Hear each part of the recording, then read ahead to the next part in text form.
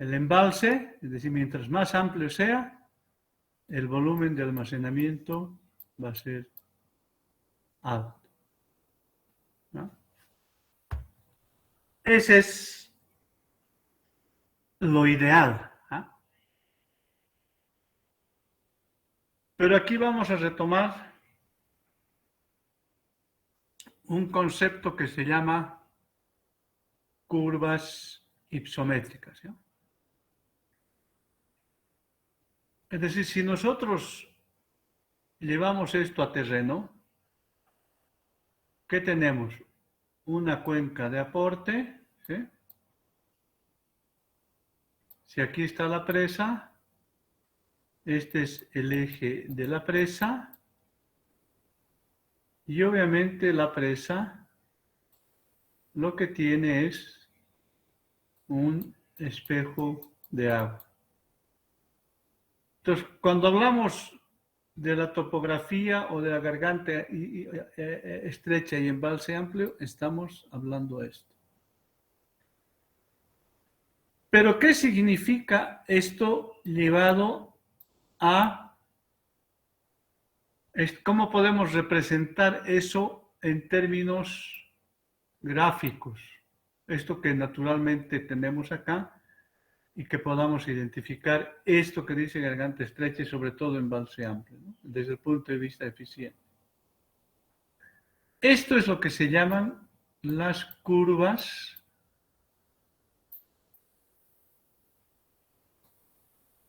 ipsométricas, ¿no?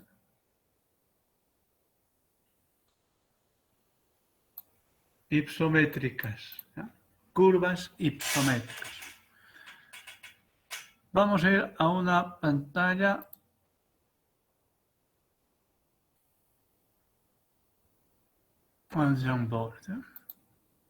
¿Se ve la pantalla? Sí, ¿no? ¿Aló? Sí, ingeniero. ¿Qué es una curva ipsométrica, ya? En el fondo, las curvas ipsométricas nos van a dar dos relaciones. Cuando vemos esto de eje de presa o garganta y embalse. Por un lado, en ambos tenemos la elevación, ¿no?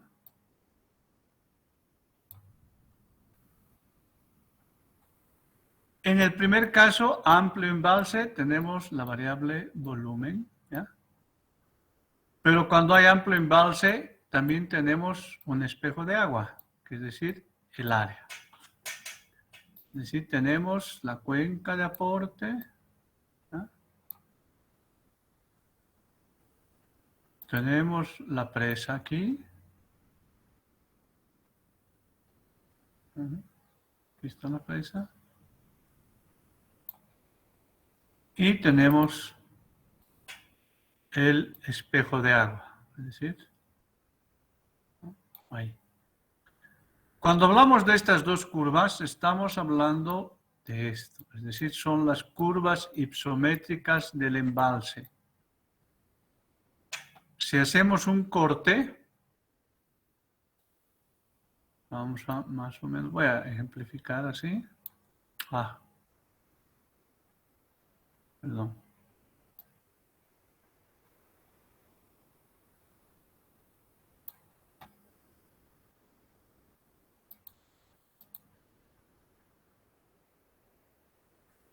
¿Qué tenemos? Tenemos la presa y eso. Entonces la presa lo que hace es un embalse, ¿sí? Aquí está el agua. Es decir, los azules corresponden, este volumen, este es B. ¿Ya?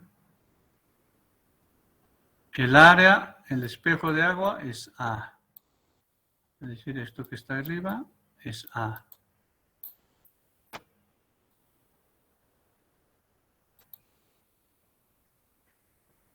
Un momentito. Ya. Entonces, la elevación, ¿qué significa? Aquí interceptamos, lo que hace la presa es interceptar un río. Vamos a partir de que esta es la elevación en coordenadas relativas, digamos. Bueno, no importa, que sea la elevación 3000, ¿ya? Eso es elevación. Entonces aquí la menor cota es 3000. ¿No? 3000. ¿Cuál es la mayor cota? Obviamente nos interesa hasta por acá. Digamos, bueno, vamos a poner 3050. Una presa de más o menos 50 metros. Perdón, 3050.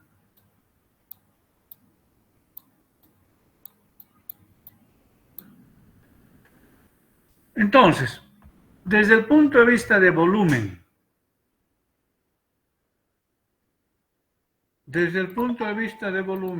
¿cuál será la curva que más nos convendrá?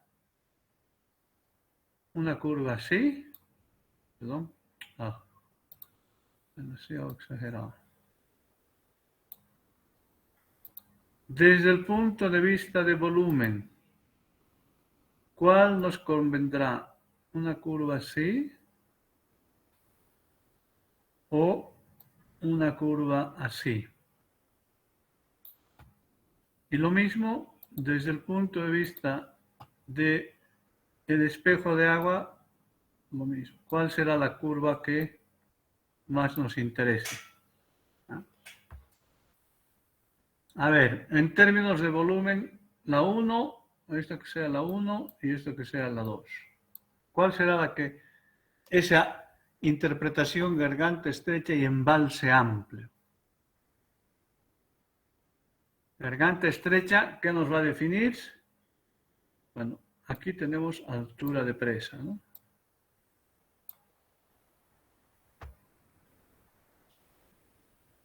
Desde el punto de vista constructivo, ¿ah? ¿Qué queremos? Que a pequeñas alturas tengamos un incremento grande de volumen. Es decir, si yo aumento 1 metro más mi presa, perdón, es decir, si yo aumento 1 metro, ustedes se fijan, por allá, vamos a asumir por aquí, tengo un delta B muy grande en el caso de esta curva. Pero si tomo esta curva, para ese mismo metro, el delta B es pequeño. Entonces, ¿cuál me convendrá? ¿La 1 o la 2? Vamos. La 1, Inge. La 1 es la que me interesa, ¿no? Porque si se imagina, yo aumento 1 metrito más mi presa, es poco volumen, poco costo, y miren lo que gano en volumen, ¿eh? Todo este pedazo. Mientras que con esto aumento el mismo metro y solo gano este pedacito, ¿no? Perfecto. La 1. En el caso del área, el espejo de agua, ¿cuál será la que más me conviene?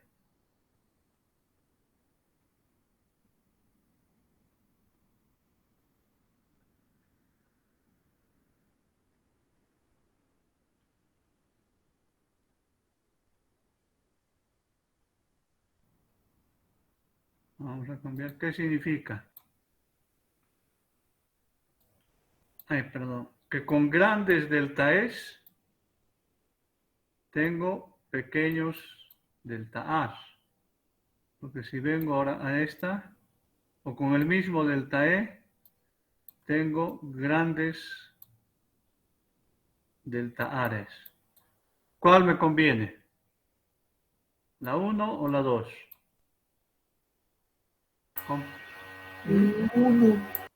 ¿La 1? Sí. ¿Cuál es el efecto del área de la presa? ¿Se acuerdan de la curva ingreso que dijimos menos salida igual delta de volumen. El ingreso era la precipitación, la salida era la demanda, ¿y cuál era la otra salida? Era la infiltración. ¿Y cuál era la otra salida? La evaporación, ¿sí? Es decir, la evaporación es función de qué? Del área. Es decir, mientras más área hay, más se evapora. Si yo elijo la curva 1, con 1 metro de altura me incrementa pero altísimo el área, por lo tanto voy a tener alta evaporación. Acá tengo alta evaporación, por lo tanto pierdo mucha agua. Mientras que en la 2 tengo, para la misma elevación, tengo poca área adicional. Por lo tanto, hay mucho más pequeña evaporación, pierdo menos agua. Pues desde el punto de vista de área, ¿qué me interesa? La curva 2. ¿Se dan cuenta? Pues desde el punto de vista de volumen, esta me interesa porque es decir, tengo un delta volumen, pero con poca altura, gran volumen, que es lo que quiero almacenar. Mientras acá con esa misma poca altura, debido a que yo quiero almacenar alto, tengo grande espejo, por lo tanto, gran evaporación. Entonces, esto no me interesa. Lo que me interesa es que tenga poca evaporación. Entonces, esta es la que me interesa. Entonces, están, como dicen, no están en desfase. Entonces, por eso es que la mayoría de las presas tiene sus curvas ipsométricas. Estas son sus curvas ipsométricas. Unas que le dan la relación elevación-volumen y otras que le dan la relación elevación-área. Ahora, ¿cómo se construye una curva ipsométrica? No se olviden que si yo tengo aquí la presa, aquí tengo curvas de nivel. ¿Sí? Voy a tener curvas de nivel. Entonces, por ejemplo, esta va a ser 3000. Aquí va a estar la 3001. Por acá va a estar la 3002, es decir, esta es la 3001. Esta es la 3002. Obviamente, bueno, voy a asumir que el área de agua es mayor. Puede haber un pedazo acá y también puede haber una 3002 aquí, porque aquí hay algún montículo o algo así. Puedo tener dos curvas cerradas, por lo tanto, cuando esté en 3002 voy a tener este espejo más este espejo. Entonces voy a tener que sumar. Entonces, ¿cómo se construye una curva ipsométrica? Por ejemplo, a 3000 metros, acá, ¿cuánto es el área? ¿Vale? 0. ¿Sí? ¿Por qué? No hay área. A 3000 metros, ¿cuánto es el volumen? 0. A 3001. Vamos a poner, aquí está 3001. ¿Cuánto es el área? Digamos, no sé, 3000. Ay, perdón. Entonces estoy a 3001. Si esta es mi curva, yo mido el área de la curva de nivel 3001. Digamos, me da, no sé, 10.000, voy a poner metros cuadrados.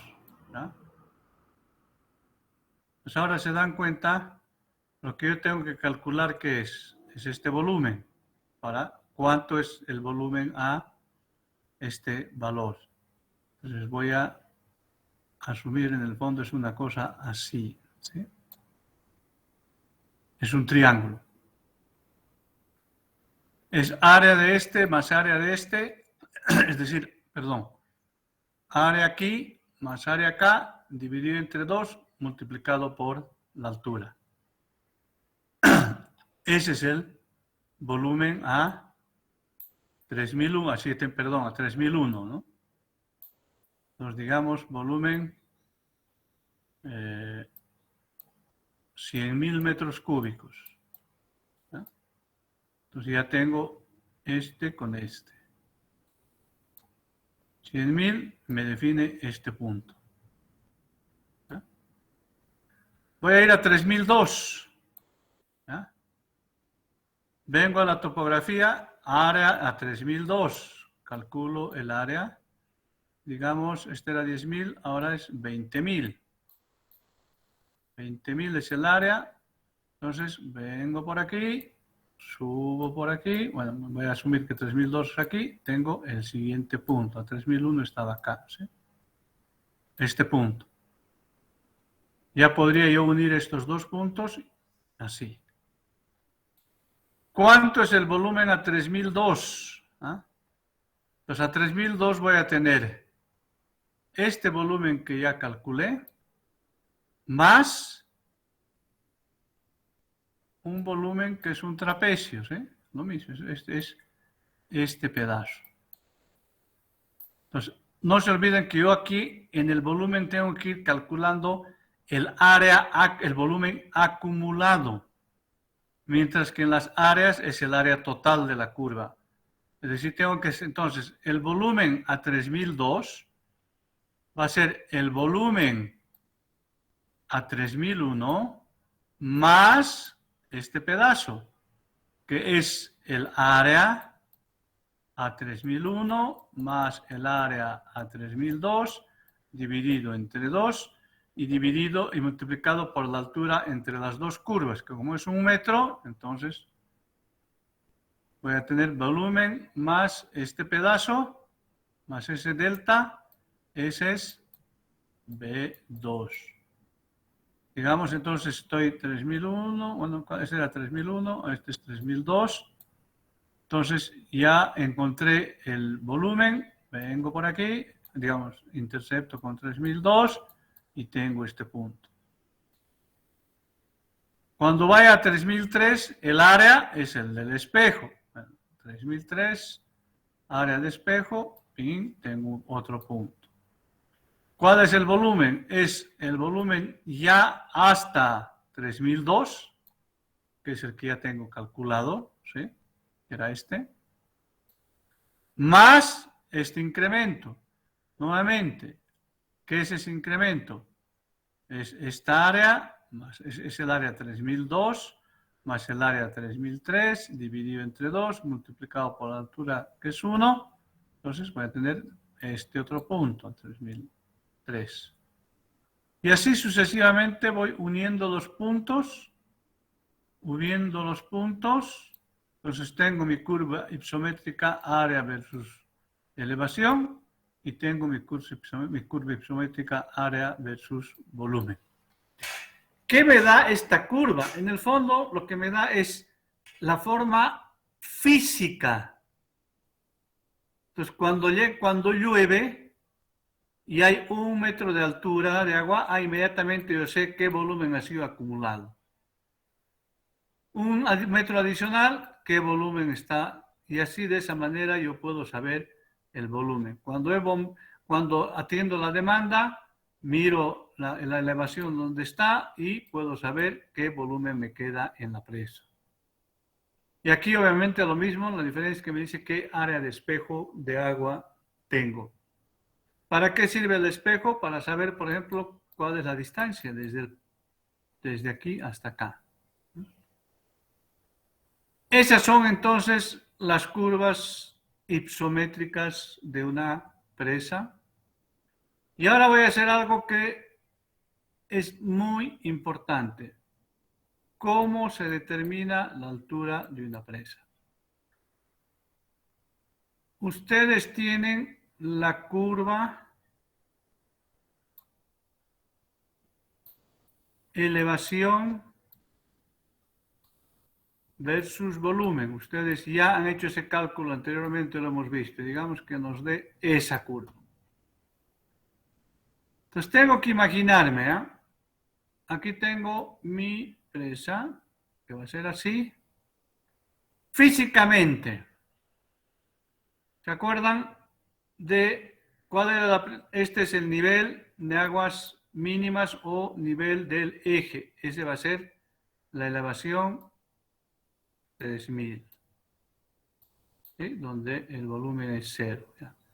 Eso es, este punto es el eje de la presa. ¿Ya? Primero que tengo que poner el volumen muerto, que lo calculo, ¿sí? Con el transporte de sedimentos, etcétera. Tengo este volumen calculado. Pero yo tengo que calcular este volumen muerto asociado al periodo de vida útil de mi presa, digamos 100 años, ¿ya? Perdón. Entonces tengo que calcular en 100 años cuánto de sedimento va a entrar.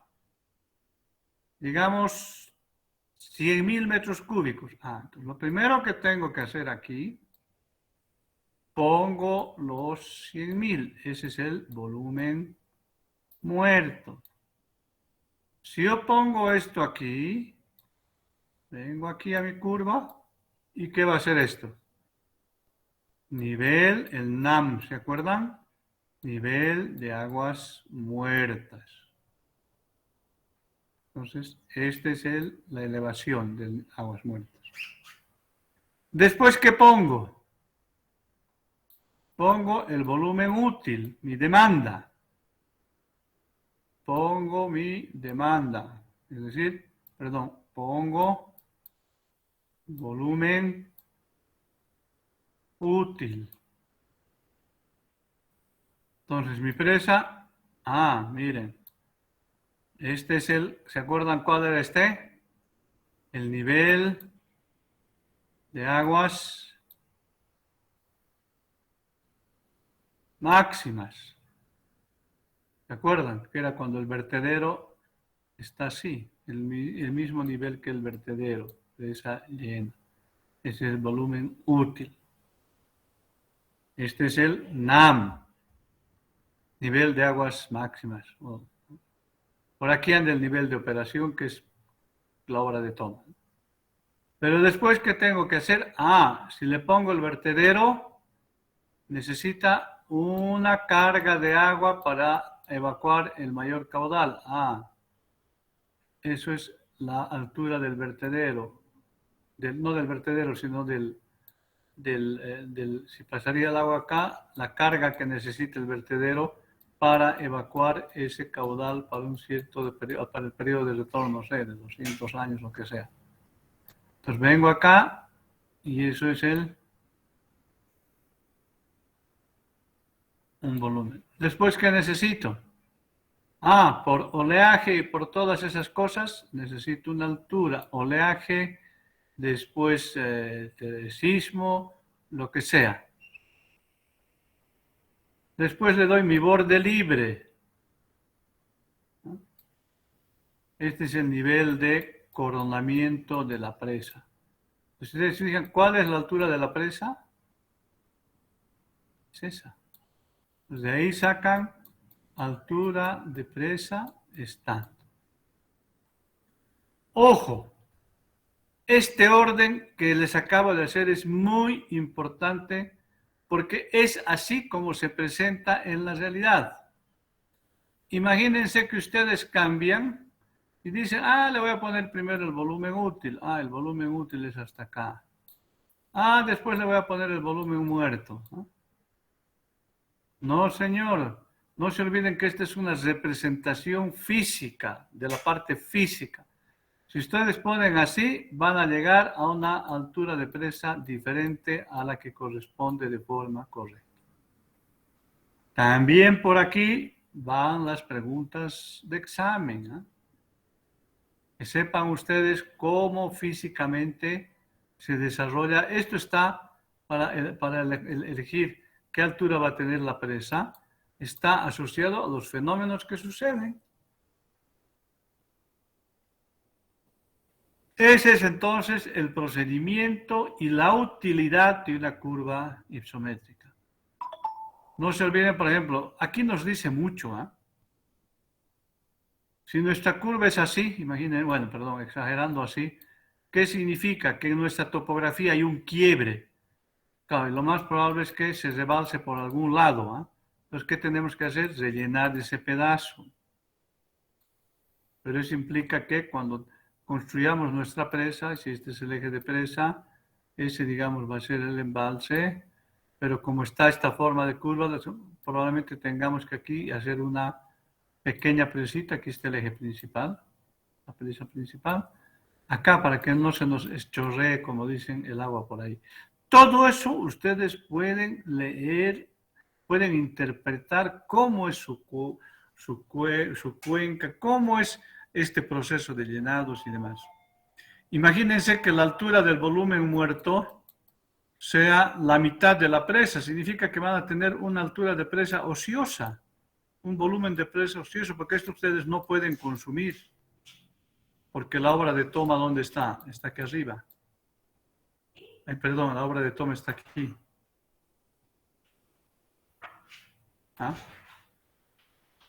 Entonces, esto les permite tomar decisiones, etcétera, pero siempre en este orden. Obviamente, si esto me da es un volumen muerto, me genera una altura de presa que va a estar ociosa, que es 2/3 o más de 1/3, la mitad de la altura de mi presa, la voy a tener que pensar. ¿Qué haría? Tengo que cambiar de eje. Si cambio de eje, tengo que volver a hacer mi curva ipsométrica. Y si no hay posibilidad, bueno, tengo que evitar esto o cómo hago para tener una obra de toma más abajo. Entonces ahí puede ser, por ejemplo, hay unos vertederos tipo Morning Glory que van, aquí está la presa, entonces se empiezan a utilizar, se abren ventanas para evitar entonces eso. Entonces, eso es la utilidad de las curvas ipsométricas, que las curvas ipsométricas lo que hacen es representarnos a través de estos dos gráficos todo esto que hablamos en términos de un buen sitio de presa. Sin necesidad de, salvo una topografía, pero sin necesidad de muchas otras cosas, este es uno de los primeros productos que tenemos que elaborar para tomar decisiones, ¿no? Las curvas ipsométricas, no se olviden. Por lo tanto, ustedes tienen que saber dibujar. Ya les he explicado el procedimiento y eso es algo que ténganlo por seguro que viene en examen. ¿Ya? Vamos a continuar.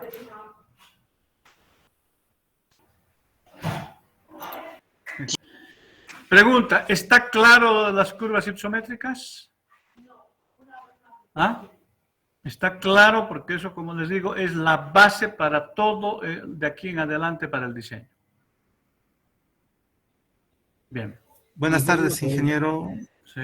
Una pregunta. Sí, Después adelante. del nivel de aguas máximas, ¿qué tipo de nivel viene? Primero viene la altura que necesita el vertedero. La lámina que necesita el vertedero para evacuar el caudal para el periodo de retorno que ustedes han elegido. Primera altura adicional. Después viene una altura por oleaje. Imagínense que ustedes están... Vamos a explicarme ahora, ¿ya? Para que quede claro.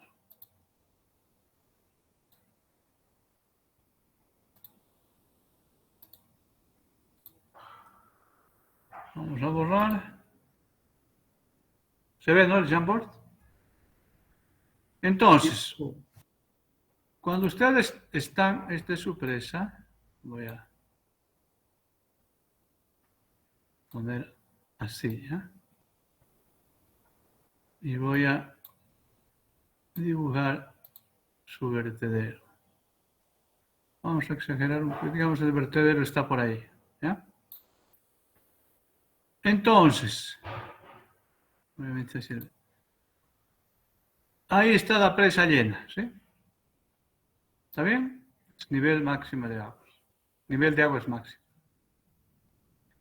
Pero cuando llegue la crecida para el periodo de retorno que ustedes elijan, esta crecida, ¿se acuerdan?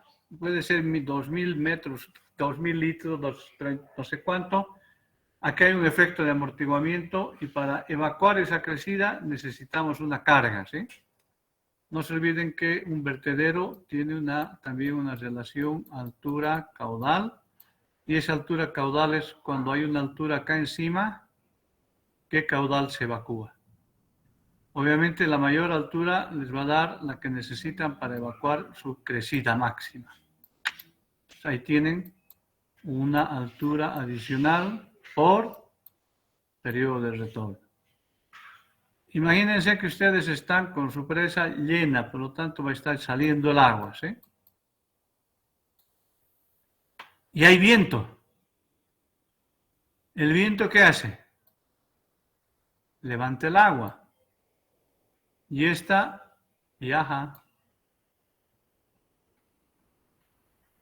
Entonces, esta va a generar una alturita adicional, que es la altura debido al viento. ¿Cómo se calcula eso? Imagínense, lo voy a hacer así. Y aquí está el eje de su presa, ¿ya? Entonces, ¿cuándo se presenta la mayor altura?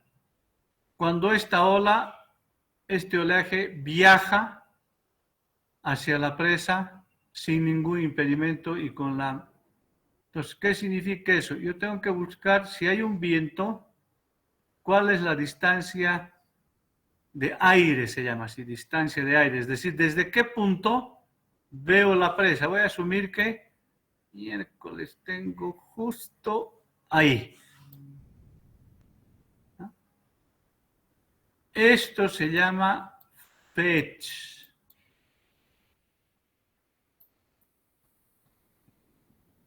Es la máxima longitud que tengo de poder mirar la presa. Si me pasa parar aquí, por ejemplo, no, si me paro aquí, recién, es esta distancia, pero ese no es el fetch.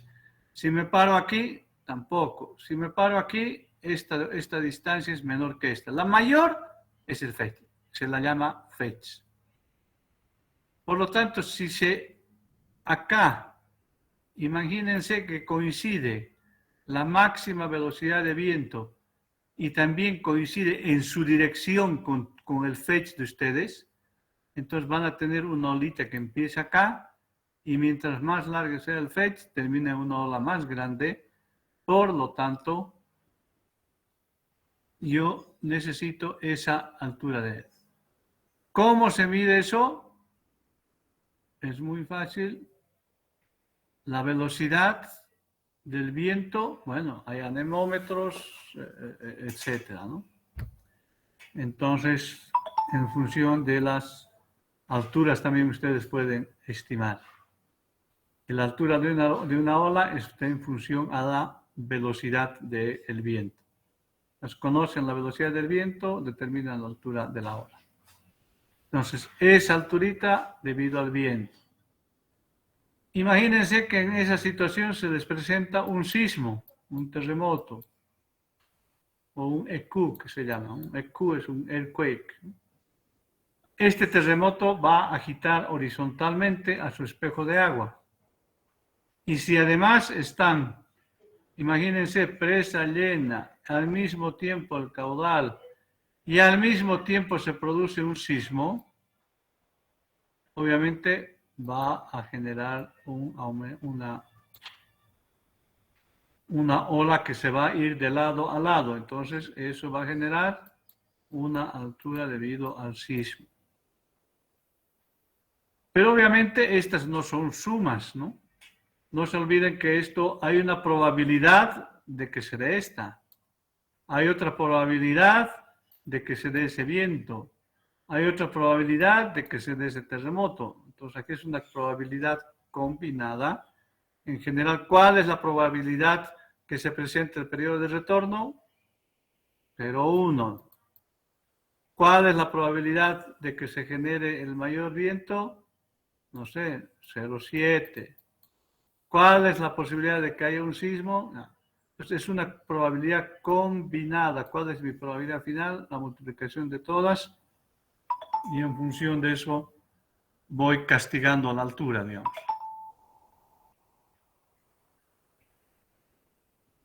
A ver, un momento. Una vez que ya tienen todo, viene su propio factor de seguridad que se llama borde libre o freeboard, que también en los documentos están un calculito, unas formulitas para el borde libre. Entonces, con el borde libre más, esto es lo que se llama el nivel de coronamiento de la presa, ¿no? Obviamente, de aquí para acá es la altura de la presa. ¿Hasta dónde tienen que hacer ustedes su topografía? Obviamente, del nivel de coronamiento unos metros más arriba. Y con esa topografía construyen lo que les decía, sus curvas de nivel, etc. ¿Está bien? ¿Está claro? Sí, Inge, todo claro, gracias. Listo. Entonces, seguimos.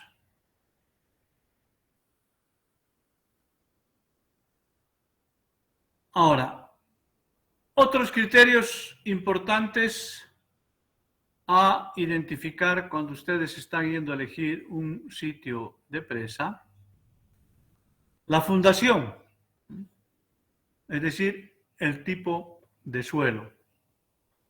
¿Qué significa? Ustedes tienen que ir a ver, no se olviden que interceptamos un río, aquí va a ser mi eje, creo, aquí está la garganta, etc. Tienen que dar una mirada a la fundación. Imagínense cuál será la fundación ideal que ustedes ven, donde van a poner su presa. ¿Cuál será la fundación que más les interesa?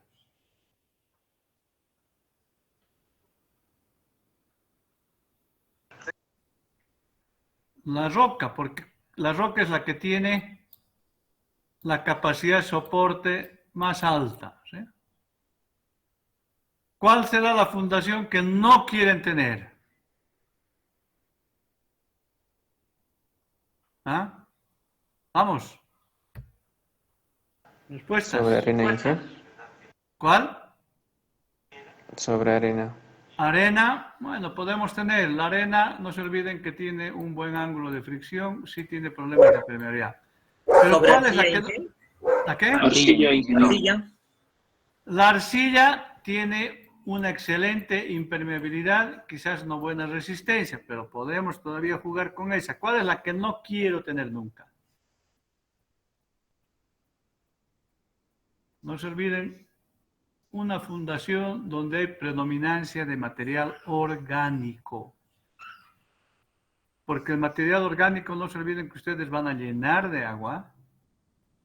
Ese material orgánico se va a saturar y se va a podrir. Y si está podrido, pierde su resistencia. Y tiene entonces. Material orgánico, jamás. Material ideal,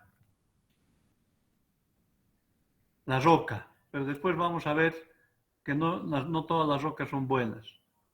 Y entre medio tenemos los materiales granulares, arcillas. Ojo, cuando hablamos de una fundación con arcilla, significa que no es que es pura de arcilla, sino que el material predominante es arcilla. Otro importante elemento a tomar en cuenta, ya han resuelto su fundación acá, sí es interesante, etcétera, ¿no? Disponibilidad de material. Imagínense que si es una presa rígida, no van a llevar la grava y la arena desde la ciudad. Tienen que poner una chancadora para que les produzca grava y arena. Por lo tanto, hay que tener bancos de préstamo. ¿No? Que hayan los bancos de rocas, lo que sea, para fabricar material en caso que tengamos una presa rígida. En caso que sea una de terraplén, tengo que buscar bancos de préstamo que me permitan construir una presa. Disponibilidad, obviamente que cuidado que esté demasiado lejos de su eje. Si está demasiado lejos de su eje, no se olviden que hay que hacer caminos de acceso, etcétera, etcétera. Esas cosas también hay que verificarlas. Sitio para el vertedero. No se olviden que cuando es una presa rígida no hay problema, el vertedero la puedo poner dentro de la presa. Pero si es una presa de tierra, no puedo tener un vertedero que es un elemento, primero, rígido, segundo, que está sometido a vibración, porque por ahí pasa agua en movimiento, no la puedo poner, embeber dentro de la presa de tierra, porque tengo problemas de las uniones y demás. Tengo que buscar, ojalá, usualmente encontramos, al lado de la presa de tierra, ubico mi vertedero. O en otro lugarcito más allá, quizás mi vertedero, pero después del vertedero tengo que ver que haya un sitio por donde evacuar la crecida y que no me genera más bien problemas de desestabilizar laderas y demás. Entonces hay que ver también la ubicación del vertedero. Lo que les decía, orillas superiores, curva ipsométrica. Mira, si la altura de la presa es más o menos tanto, ver que la topografía no haya por algún lugar en que se les va a chorrear el agua. Porque para evitar chorrear van a tener que rellenar con pequeñas presas y eso también tiene un costo. Ojo, eso tiene también un camino de acceso y demás. Vasos no infiltrables. Cuidado que ustedes, antes pasaba el río por acá, y ustedes ponen la presa, por lo tanto, dan una carga adicional. Y si su vaso tiene una alta permeabilidad, por la carga van a filtrar y van a empezar a aparecer vertientes. Y por otro lado, si es muy infiltrable, van a perder agua del volumen. Van a perder volumen, de la presa y pueden tener problemas con su ecuación de equilibrio. Entonces hay que fijarse también cómo es la permeabilidad o el tipo de material en la zona donde se va a acumular el agua. Área de inundación, el espejo de agua, es importante, que no sea, etcétera. Y no se olviden que aquí vamos a inundar. Imagínense si hay terrenos agrícolas, hay que compensar. En el caso de Misicuni, estaba el pueblito de Misicuni, estaba su cementerio. Han tenido que trasladar el pueblito, llevar su cementerio más allá del nivel máximo de coronamiento de agua. Y eso tiene costo. Por lo tanto, hay que ver que en el área de inundación no haya casas, no haya cultivos, y si hay, ojo, tienen que compensar. No se olviden que hay que transportar, hay que hacer una red de caminos para que vayan los camiones y todo eso, accesos y la instalación de faenas. No se olviden que es una presa donde va a vivir gente. En Misicuni creo que vivían como 400 o 500 personas. Por lo tanto, estas personas primero necesitan un lugar donde dormir, porque no van a ir y subir y bajar todos los días. Al subir, al estar viviendo allá, producen desechos. Hay que ver todo lo que tiene que ver con instalación de faena, no vayamos a contaminar. Ahora es muy riguroso todos esos controles. Se usa mucha maquinaria, tendré que ver áreas de donde poner esas maquinarias, hacer mantenimiento, se utilizan muchos carburantes, ver temas de contaminación, etcétera, etcétera. Pues todas esas cosas ustedes ya las pueden ir viendo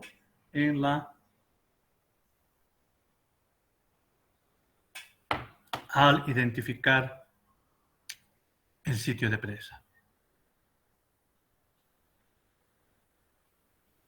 Bien. A ver. Ahora es importante en estos elementos todo lo que se llama salvaguardas. ¿Sí? Salvaguardas significa, por ejemplo,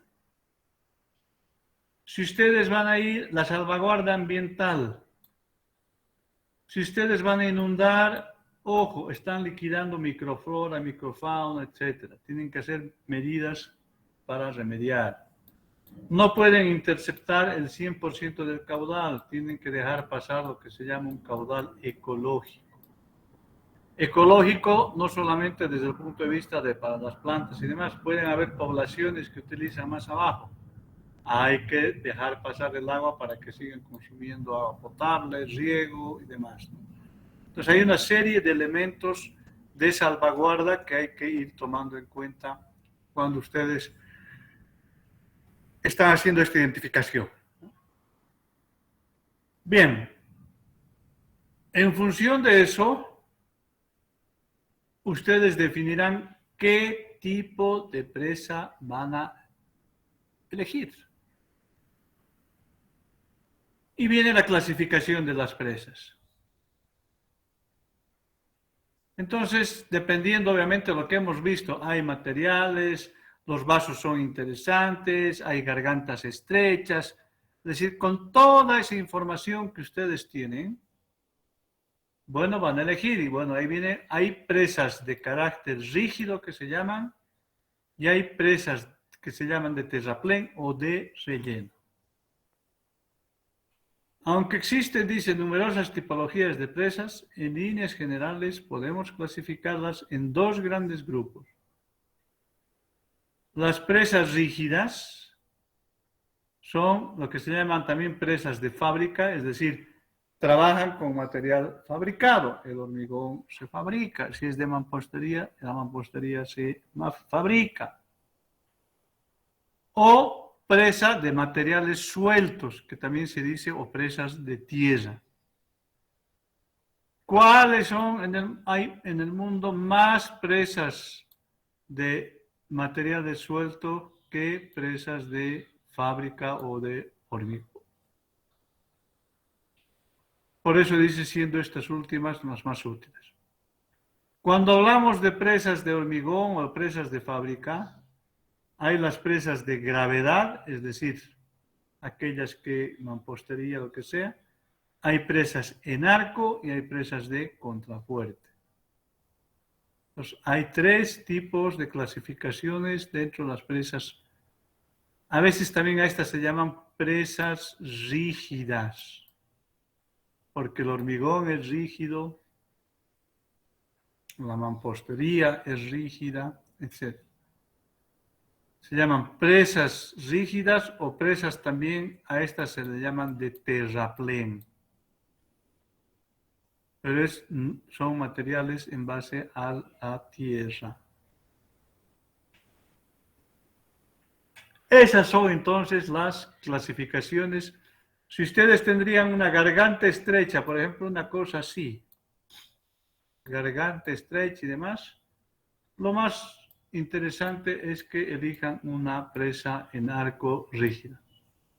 Pero si tuviera una garganta más o menos de ese estilo, lo más probable es que elijan una presa de terraplén o presa de tierra o de materiales sueltos.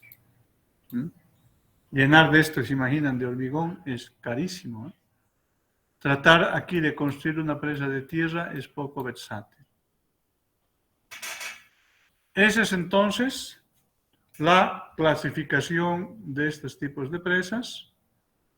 Aquí tienen otras informaciones. Las presas de hormigón se construyen enteras y se pueden clasificar según la forma de resistir las acciones, a diferencia de los materiales sueltos que permiten que se vierte agua sobre el cuerpo de presa, pero son más caras y requieren de una cimentación mejor. Los materiales sueltos son los que se construyen con gravas, rocas, tierras naturales. Hay diferentes clasificaciones, las vamos a ver.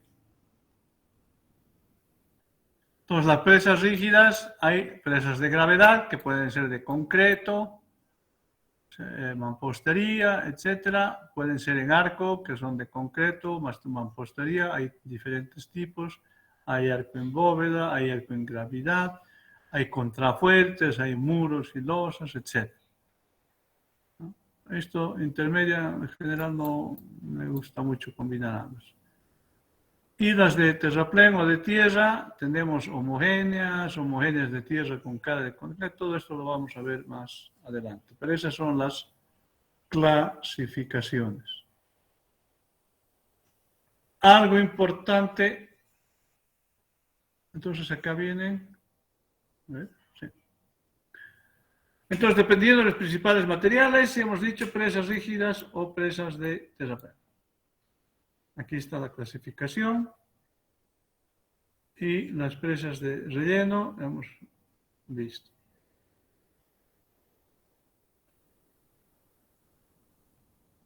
Ahí tienen ahora.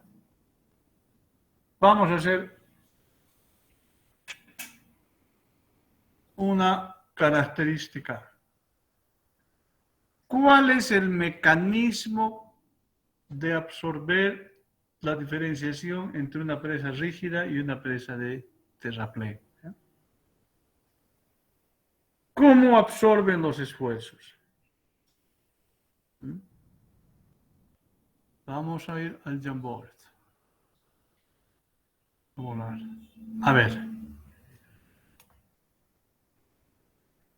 Presa rígida.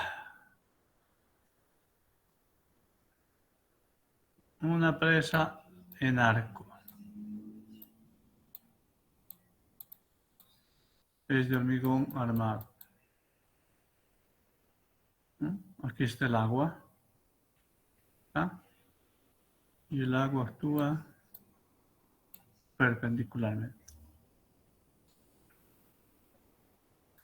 Presa de terraplén o de tierra. Aquí tenemos.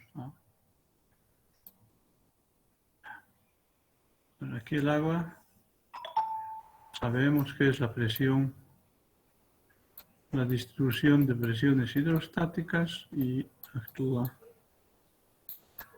el esfuerzo. ¿Sí? Bien. ¿Cuál es el parámetro con el cual absorbe los esfuerzos la presa rígida o la presa de terraplén? Este es de hormigón. ¿Quién resiste en este caso y con qué resiste en este caso? Vamos. En el primer caso, ¿cuáles son los esfuerzos que tiene la presa para resistir el empuje del agua? Y no se olviden que todos estos casos lo que hacen es transmitir los esfuerzos a las fundaciones. Entonces, cuando es de hormigón, si tenemos, vamos a ponerle una P. No, perdón.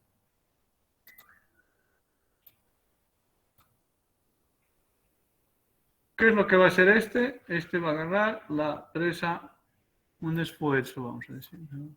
Esfuerzo. La presa, como es de hormigón armado, la resiste y transmite esos esfuerzos o fuerzas, a las fundaciones. ¿Dónde, con qué nos espera aquí? Simplemente con el sigma admisible.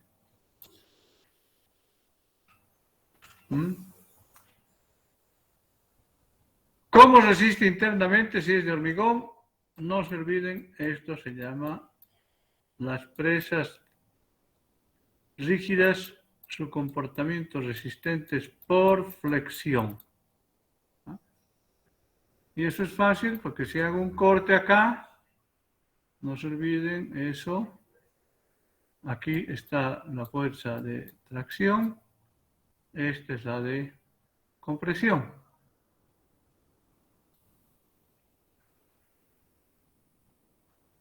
Porque aquí está el acero y aquí está el hormigón. Tracción abajo, compresión arriba.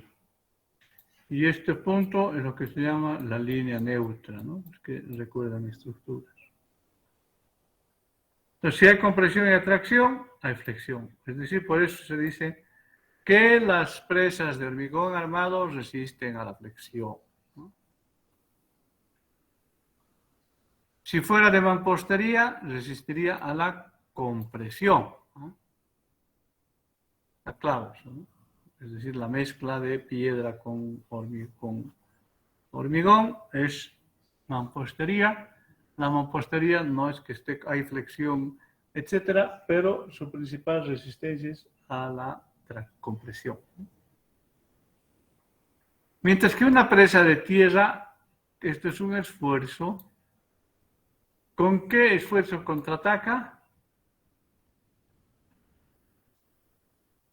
En este caso, lo que tiene que, para resistir la presa, es, si le viene un esfuerzo horizontal, es su esfuerzo de corte. Presas de terraplén resisten con su esfuerzo de corte. No se olviden que su esfuerzo de corte tiene 3 parámetros importantes. El ángulo de fricción, que le da el material granular que tengo aquí. La cohesión, que le da las arcillas que tengo aquí. Pero hay una tercera cuando el agua está dentro de la presa por su red de infiltración, que ojalá nos ayudaría a la resistencia.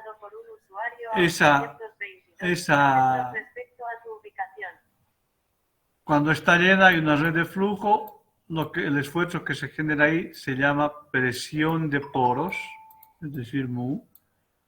Por lo tanto, esta presa va a tener ángulo de fricción positivo, le resiste, ángulo de cohesión positivo, le resiste, pero la presión de poros es negativa.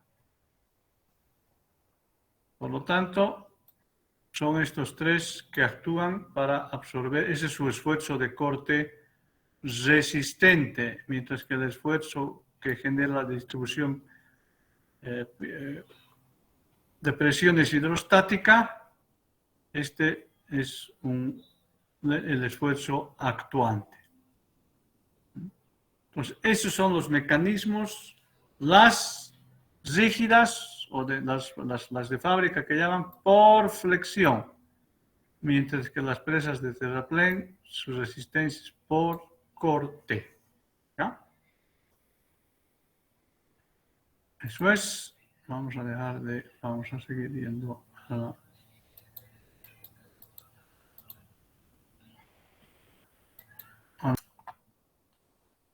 Sí, ingeniero. Bien.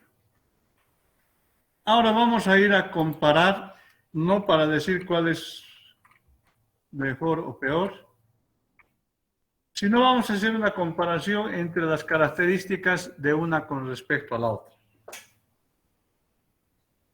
Por ejemplo, desde el punto de vista de la fundación,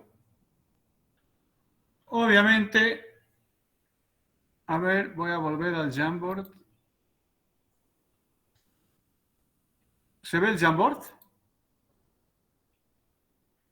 No, ingeniero. Entonces hay que volver a compartir. Ahora me imagino que se ve. ¿Sí? Sí, ingeniero. Un momentito.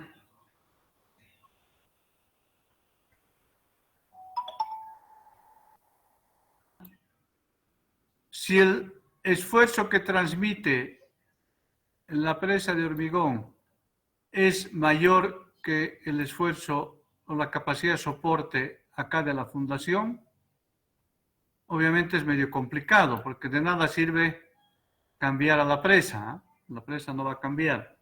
Entonces es más complicado. Mientras que si tenemos acá el peso, ¿qué es lo que hace en el peso? Lo que nosotros hacemos es, y aquí tenemos un sigma admisible.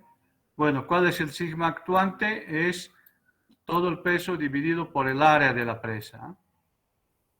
Por lo tanto, si el sigma que está, el esfuerzo es mayor al admisible, bueno, yo puedo rebajar. ¿Qué hago? Aumento el área de contacto, ¿no? Es decir, puedo aplanar los taludes. Estoy aumentando esto, el sigma me va a disminuir, es decir, el esfuerzo actuante, y se puedo manejar mejor, puedo tener más flexibilidad en las presas de tierra que en las presas rígidas, ¿no? Es en ese sentido, entonces, que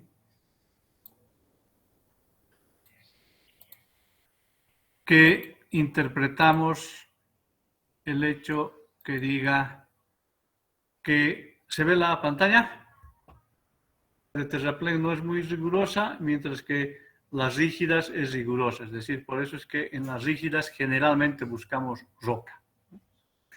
Desde el punto de vista de los materiales, obviamente la de terraplén utiliza materiales locales, hay poco transporte, los caminos de acceso son cortos, etcétera, etcétera. Mientras que las materiales rígidas necesitan materiales procesados, hay que procesar arenas, gravas, hay que poner chancadoras, etcétera.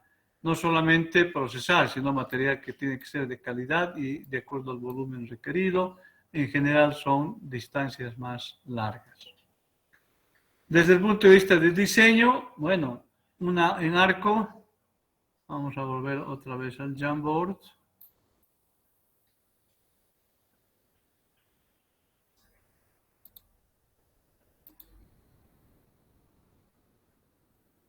Vamos a compartir así. Dice, esto es muy difícil construir por etapas, las rígidas. Mientras que si aquí tenemos que aumentar, simplemente hacemos esto. Y aumentamos esta cantidad de material. Entonces, desde ese punto de vista, es que se menciona que, las de terraplén, como les mostré, se puede construir por etapas, es más económica, se puede prolongar su vida útil al darle 1 o 2 metros, unos 5 metros más de altura. Es lo que sucedió, por ejemplo, con la presa de Corani, ¿no? La presa de Corani antes tenía una cierta altura, necesitaban más agua, hicieron el túnel del Málaga, metieron más agua y solamente incrementaron 5 metros más altura de presa y lo hicieron, como les dije, en el ejercicio, en el Jamboard anterior. Mientras que las rígidas es muy difícil hacerlas por etapas, necesita mucha mano de obra especializada y demás. El costo, en general, las de terraplén son más baratas por unidad de longitud que las rígidas. Desvío del río, no se olviden que tenemos un evacuar cuando nuestra presa esté llena, por ahí tenemos la presa llena. A ver, perdón. Desvío del río. Eso también lo voy a explicar en el Jamboard.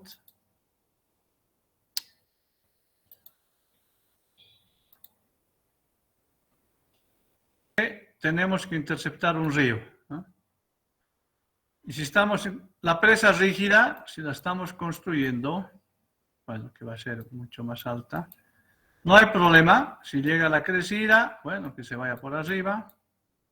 Le pongo un tubo y puedo seguir evacuando el agua y construyendo la presa rígida. ¿Por qué? Porque la presa rígida no le pasa nada. Es decir, mientras que si estuviera, imagínense, en una presa de tierra, obviamente si el agua le pasa por encima, es medio difícil, ¿sí? Yo la destrozaría. Entonces, ¿qué tengo que hacer? Tengo que desviar las aguas, pero ¿qué pasa si mi presa dura más años? Entonces, ahí es más complicado, tenemos que hacer una taguilla, la taguilla para que llegue la última crecida, como en el caso de Misikuni. Finalmente Misikuni se construye un túnel al lado. La taguilla, ¿qué significa? Es una presa más pequeña aguas arriba, que si viene las últimas crecidas o primeras crecidas, las almaceno ahí. Pero ya cuando vienen, una vez que se ha llenado, entonces lo que hago, esta taguilla me sirve como presa de desviación o de derivación, y en Misikuni construyeron un túnel y de esa manera prosiguieron construyendo. Entonces, desde el punto de vista de desviar el río, nosotros no hay problema, podemos poner tubos en las presas rígidas, mientras que en esto es más complicado y además aquí hay que evitar la generación de cárcavas, etc. El vertedero, ya les dije, dentro de una presa de tierra, imagínense, esta es una presa de tierra, imagínense que ustedes meten al lado o al medio. No se olviden, uniones. Complicado, vertedero, colocar acá, porque el vertedero es un material rígido, hormigón, y vibra. Y si este material es compactado y ustedes ponen en vibración, afecta. Entonces no es posible. Hay que buscar un sitio fuera de la presa. Mientras que si estamos, imagínense, en una presa en arco, no hay problema, es de hormigón. Acá mismo embebo en el hormigón mi vertedero. O sea, salto de esquí, como ustedes quieran llamarle, morning, como es perfil Krieger, etc. Entonces, desde el punto de vista del vertedero, es más costosa las de terraplén porque te la tengo que colocar al lado. Mientras que es menos costosa en la presa rígida porque la puedo embeber en la misma. Lo mismo en las compuertas, casas de máquinas, etc. Si son presas múltiples, por ejemplo, en las presas rígidas no hay problema. Aquí yo puedo hacer el penstock, la casa de máquinas, no importa que vibre porque es de hormigón. Mientras todo eso es imposible colocar, en este caso, dentro de la presa, porque no podemos poner elementos que vibren o que puedan generar caudales por encima del coronamiento. Como les mencionaba, en términos de fallas, las de terraplén son las que más fallan con respecto a las rígidas. Y mantenimiento, vamos a hablar en otro momento más adelante. En el fondo, ¿a quién tengo que monitorear más? A la presa de tierra que a la presa de rígida, o a la presa de tierra o la presa de fábrica, lo que se llama. A esta hay que vigilar más que a la de hormigón. Bien, vamos a volver.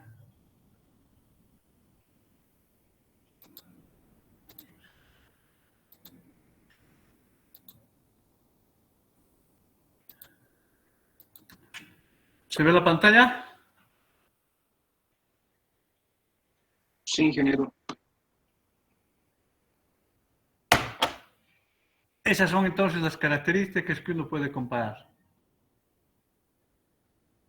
Entonces, ¿cómo seleccionamos con todo lo que hemos visto? Primero que obviamente el proyecto tiene que ser una solución a una necesidad social, económica, que el proyecto responda al fin y que los servicios que se esperen obtener por medio del proyecto justifiquen su costo. Bueno, hay siempre la utilidad. Bueno, hay algunos otros elementos, el gradiente hidráulico, es decir, la cantidad de agua. Hemos visto las fundaciones, que las fundaciones sean de buena calidad, que no haya que limpiar, por ejemplo, mucho con el tema de material orgánico.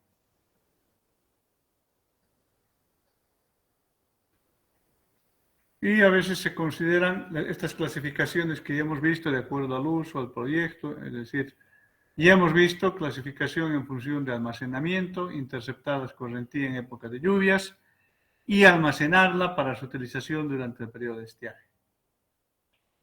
Hay presas que pueden ser estacionales, anuales y de más largos.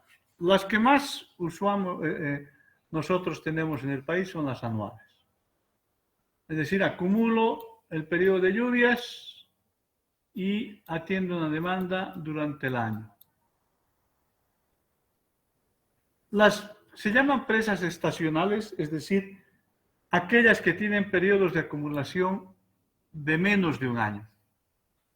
¿Dónde tenemos esos tipos de presas? Todo esto, los periodos de almacenamiento dependen obviamente del régimen de precipitaciones. Si nuestro periodo de lluvias es bien marcado, como el que nosotros tenemos, invierno, a fin de año llueve y después no, en general entonces son anuales.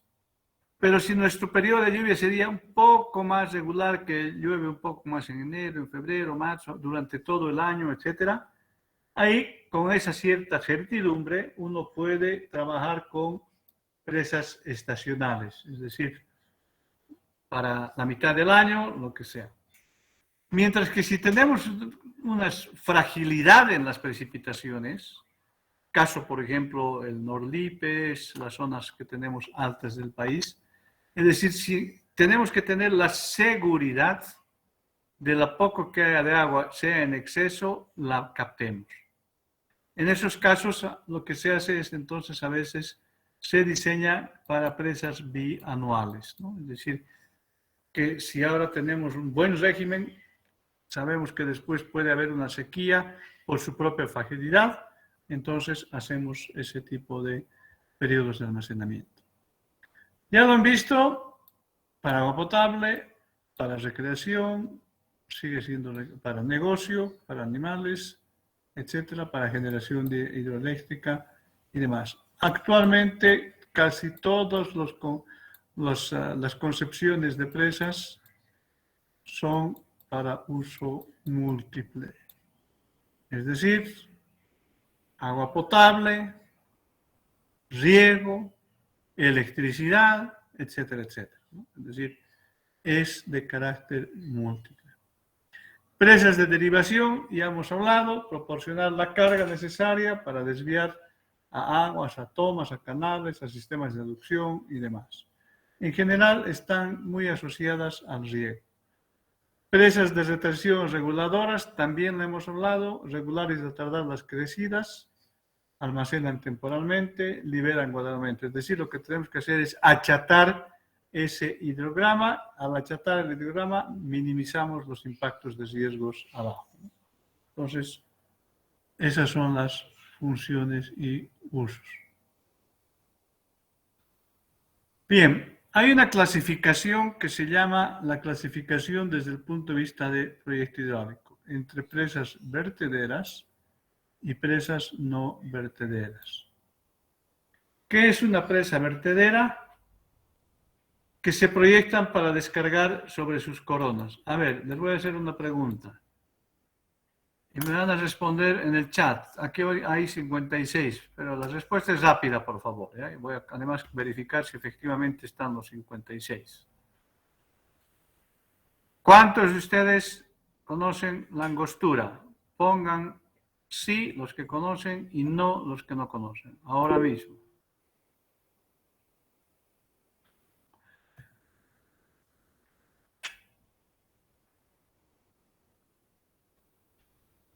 ¿28? ¿Dónde están los otros? Significa que no están. Ya, estos van a quedar registrados entonces como presentes. ¿Sí?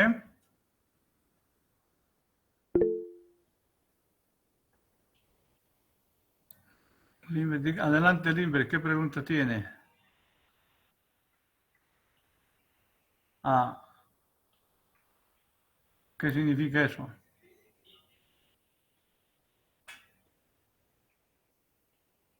A ver, los que conocen,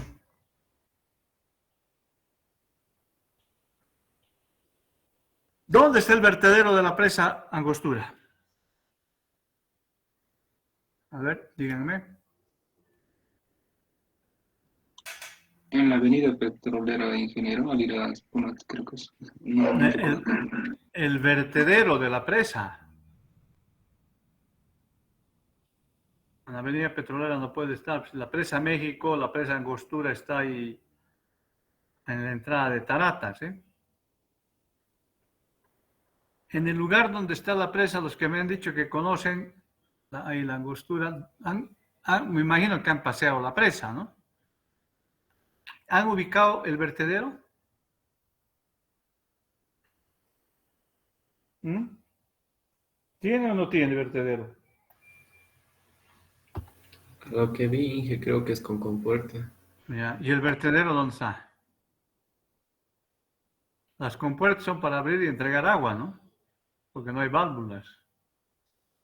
Elevan la compuerta, dejan salir el agua, va al canal del sistema de ríos número 1 y van hasta regando hasta Quillacollo.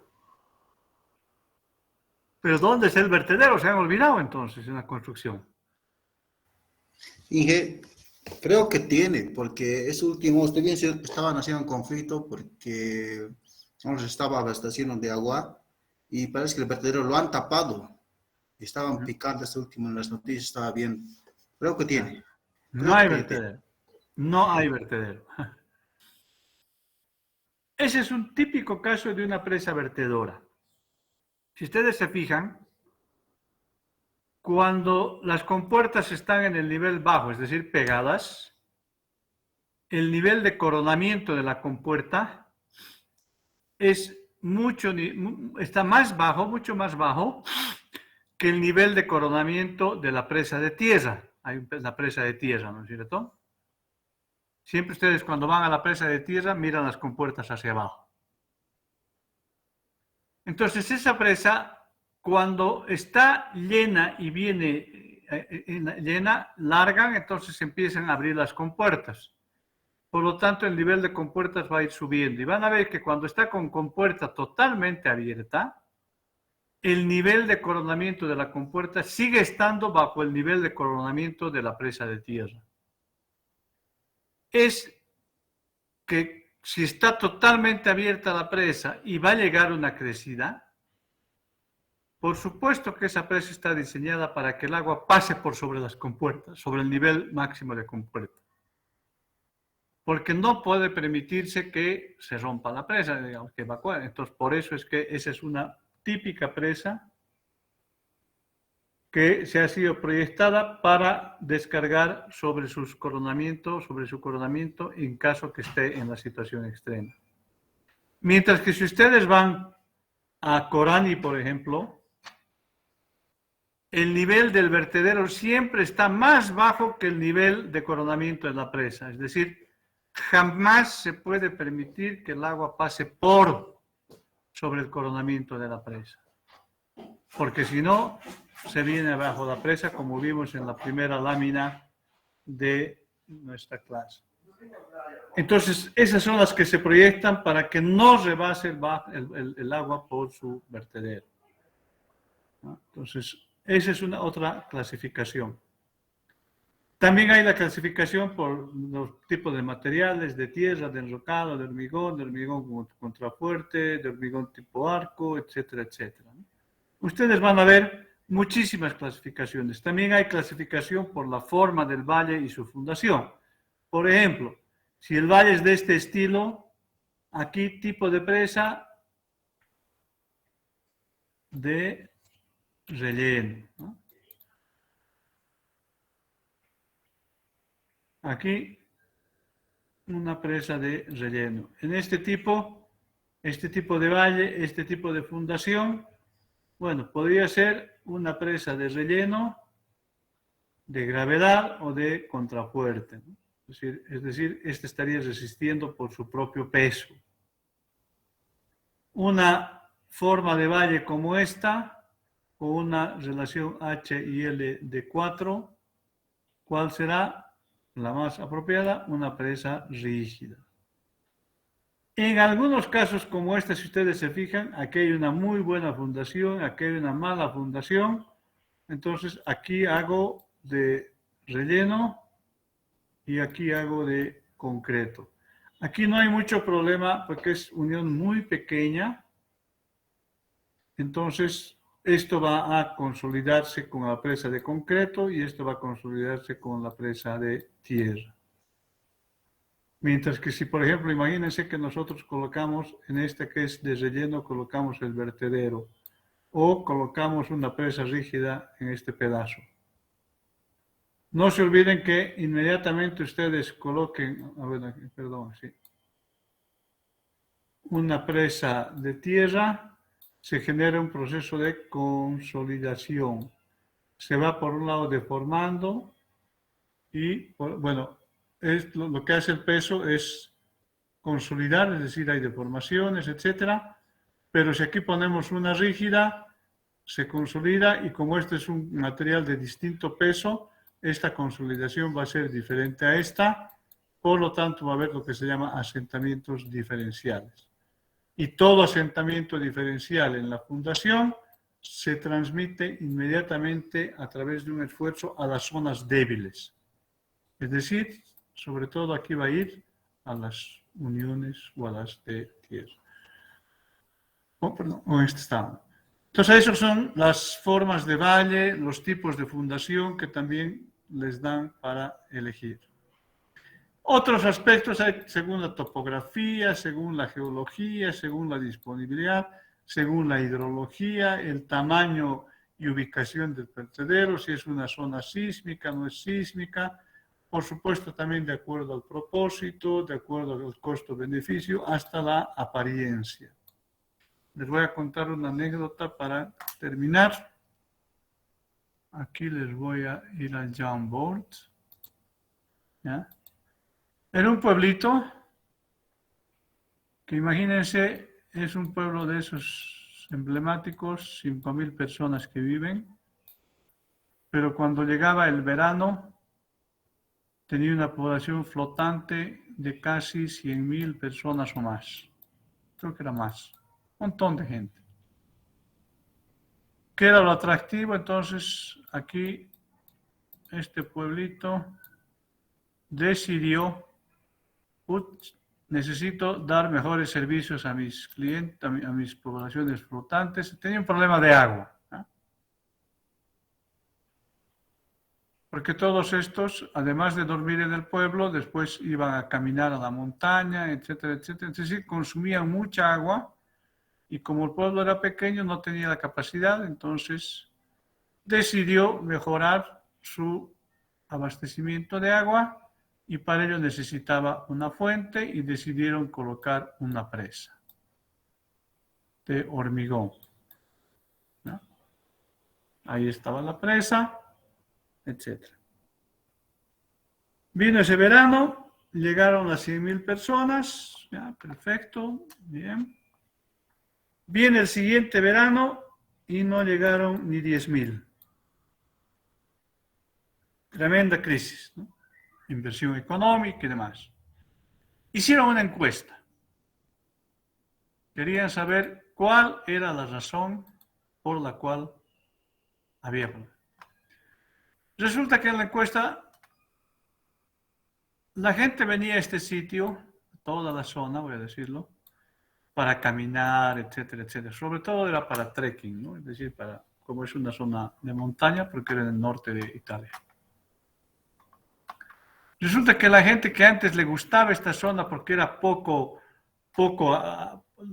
había sido poco intervenida, es decir, muy linda y demás, y resulta que cuando hacían trekking, caminaban, se encontraban con un gran pedazo de hormigón. Y eso no les gustaba, entonces cuando retornaron, se fueron de su verano, boca a boca, contaron sus experiencias y no volvieron. Entonces había una inversión realizada. ¿Qué hicieron ellos entonces? Se dan cuenta, la apariencia de la presa les había generado esto. Entonces, hicieron todos unos cambios sutiles en todas las trayectorias de trekking, es interesante, de modo que en cualquier punto que estés en las rutas para caminar o en los lugares para acampar y pasar la noche, etc., de ningún sitio tú podías después divisar la presa. Inclusive habían hecho una serie no eran obras, sino campañas, elementos ambientales, árboles, etcétera, etcétera, en aquello que no se podía cubrir, pero realmente de ninguna ruta de caminata o lugar de pernocte, ya no se veía la presa. Y volvieron entonces a recuperar su turismo. Ojo, es bien importante, sobre todo ahora, esto de la apariencia, ¿no? Yo hace poco fui, por ejemplo, en bicicleta a esta que le llaman la Laguna Turquesa, ¿no? Y realmente, desde el punto de vista de apariencia, es horrible, ¿no? Cómo desentona con todo lo que es el contexto ambiental, etcétera, etcétera, ¿no? Yo creo que deberían hacer algo, ¿no? Eso es entonces. Vamos a dejar de compartir ahora.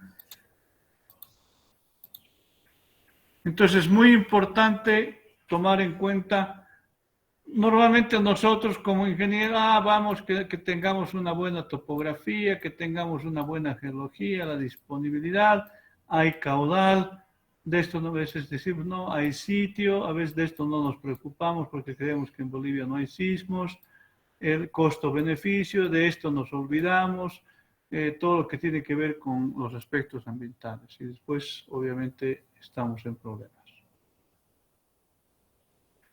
Bien, vamos a quedar aquí. Esa ha sido la introducción general hasta cómo elegir un sitio de presa, cómo elegir. Y al final ustedes de aquí, de todo este proceso que hemos hablado hasta ahora, salen con una decisión de elegir su tipo de presa. Exclusivamente en las presas de tierra. Porque las presas de hormigón y todo eso, bueno, eso ustedes lo pueden ver en estructuras, es un tema estructural. Mientras que una presa de tierra amerita una serie de análisis. ¿Está bien? Perfecto. ¿Preguntas? ¿Me confirman? Sí, Inge, todo bien. Que tengan buen fin de semana. Hasta luego, Hasta luego, ingeniero. ingeniero. Gracias. Y los que no se han vacunado o las que no se han vacunado, vacúnense, por favor. ¿Ya? Para que podamos conocernos y hacer la visita a alguna de las presas cerca de la ciudad. ¿Ya? Que ha averiguado, para cualquier presa que queramos ir, vacunados. ¿Ya? ¿Listo? Buenas noches.